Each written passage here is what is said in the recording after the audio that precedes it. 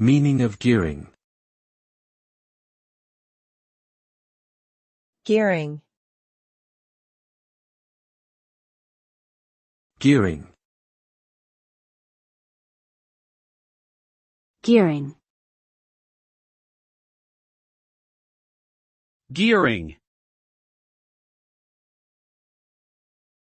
Gearing refers to the financial concept of using borrowed money, called debt or leverage, to increase the potential return on investment. When a company uses gearing, it takes on more debt in order to finance its operations or investments.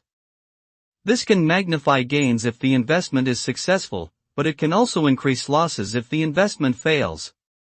Gearing is commonly measured by the debt-to-equity ratio. High levels of gearing can indicate higher risk for investors. It is important for companies to carefully manage their gearing levels in order to balance risk and potential reward.